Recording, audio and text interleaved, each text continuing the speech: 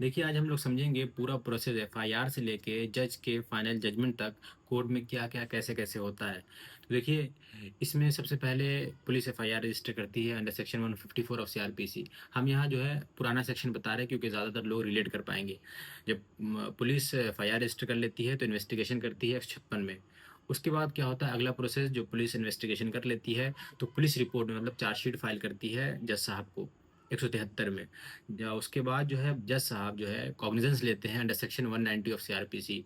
जज साहब कॉग्निजेंस लेने के बाद इशू ऑफ प्रोसेस करते हैं मतलब कि उसमें समन या वारंट जारी करते हैं। यहाँ हम लोग वारंट ट्रायल समझ रहे हैं तो वारंट समझ लीजिए जारी किया। अब वारंट जारी करने के बाद जो है अक्यूज अपेयर होता है कोर्ट में। अक्यूज अपेयर होता है कोर्ट में तो सबसे पहला काम जो जज साहब चेक करते हैं वो ये कि सेक्शन 238 में कि अक्यूज को सप्लाई ऑफ डॉक्यूमेंट हुआ है कि नहीं, पुलिस रिपोर्ट या अदर डॉक्यूमेंट उसको मिला है या नहीं, कंप्लायंस हुआ है कि नहीं अंडर सेक्शन 20 से। अब जज साहब जो है सेक्शन 239 ऑफ सीआरपीसी में अगर लगा उनको कि बहुत सफिशिएंट ग्राउंड नहीं है अक्यूज के खिलाफ पुलिस रिपोर्ट देखने के बाद और भी चीज़ों को पूरा एग्जामिन करने के बाद, तो वहाँ उनको डिस्चार्ज भी कर सकते हैं और इसका रीज़न राइटिंग में रिकॉर्ड करना पड़ता है जज साहब को।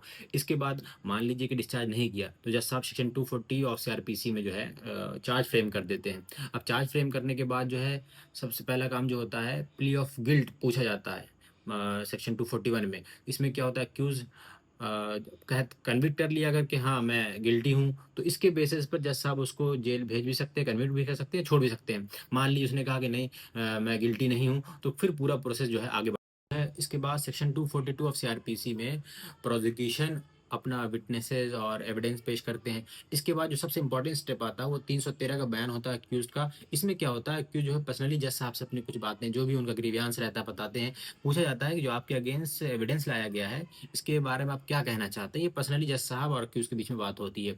इसके बाद जो प्रोसेस आता है डिफेंस का एविडेंस होता है सेक्शन 243 में। डिफेंस अपना जो है पूरा एविडेंस और विटनेसेस प्रोड्यूस करता है। इन सब चीज़ों के बाद जो फाइनल चीज़ आती है सेक्शन 248। इसमें क्या होता है कि अब जज साहब जजमेंट देंगे, या तो एक्विटल या तो कन्विक्शन। बताता है कि क्या हुआ, क्या नहीं हुआ एट द एंड।